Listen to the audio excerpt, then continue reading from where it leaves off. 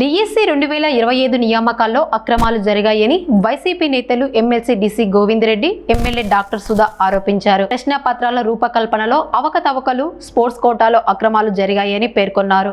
విద్యా దీవెన, వసతి దీవెన బకాయిలు, నిరుద్యోగ భృతిపై కూడా ప్రభుత్వాన్ని విమర్శించారు. ఈ నెల 6 నుంచి 9 వరకు రిలే దీక్షలు, 10న భారీ ర్యాలీ నిర్వహిస్తామని ప్రకటించారు.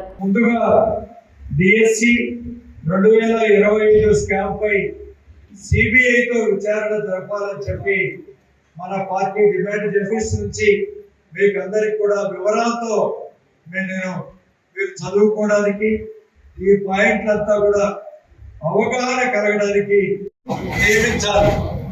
అలా కన్వీనర్ను ఆయన బాధ్యతగా ఆయన ఆధ్వర్యంలో ఈ పరీక్షలు నిర్వహించాల్సినటువంటి అవసరం ఉంది. కానీ డిఎస్సికి ఒక కన్వీనర్ అనేటువంటి ఆయన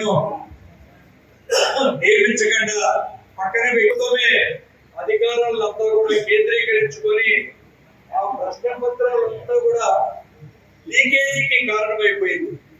పెద్ద ఎత్తున ఈ ప్రశ్న పత్రాలు లీకేజ్ జరిగింది.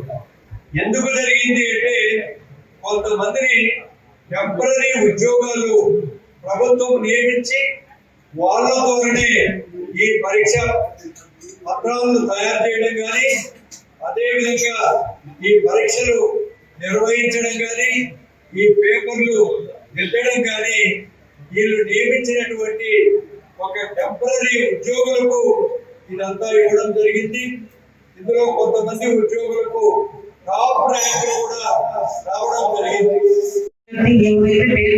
చేసిన వ్యక్తికి స్టేట్ గవర్నమెంట్ రావడం నిదర్శనం ఏంటంటే ఆ వ్యక్తికి జాబ్ రాకపోవడం. టాపర్గా ఇచ్చిన వ్యక్తికి ఎందుకు జాబ్ రాలేదు?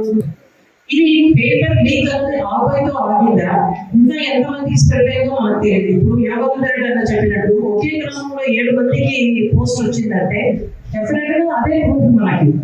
అదొకటి. తర్వాత స్పోర్ట్స్ కోటాలో జీవో 74 ఏదైతే అభ్యర్థులు కంపల్సరీ టెస్ట్ రాయాలి అని కోరుతుందో ఆ జీవోని తీసేసి వాళ్ళకి అనుకూలంగా జీవో నంబర్ 4, జీవో నంబర్ 47 తీసుకొచ్చి ఏ విధంగా వాళ్ళకి కావాల్సిన వాళ్ళకు పోస్ట్ కనీసం ఒక నేషనల్ లెవెల్ కానీ స్టేట్ లెవెల్ కానీ మెడల్ సాధించిన వ్యక్తులు కాకుండా వాళ్ళు వాళ్ళ నాయకులు ఎవరైతే రవికుమార్ గారు కానీ, భరత్ గారు కానీ, వాళ్ళు ఏ అసోసియేషన్స్ కి ప్రెసిడెంట్స్ గా ఉన్నారో ఆ అసోసియేషన్ నుంచి పార్టిసిపేషన్ సర్టిఫికేట్స్ తెచ్చుకున్న వ్యక్తులకు కూడా జాబ్స్ కావాలి.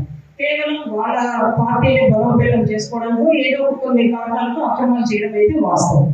ఇప్పుడు మనము చూస్తున్నాం నేపాల్ ఏ విధంగా జడ్జి ఉద్యోగం వచ్చి ప్రభుత్వం మారింది. ఈ రోజు నిన్నటి కింద ఇదే నీట్ పరీక్ష ఎన్నిసార్లు పేపర్ లీక్ అయింది, ఎంతమంది అభ్యర్థులు నిరుత్సాహపడ్డారో మన అందరికీ తెలుసు. దాని మీద ఒక ఉద్యోగం వచ్చి ఒక ఎడ్యుకేషన్ మినిస్టర్ రాజీనామాకు కారణమైంది.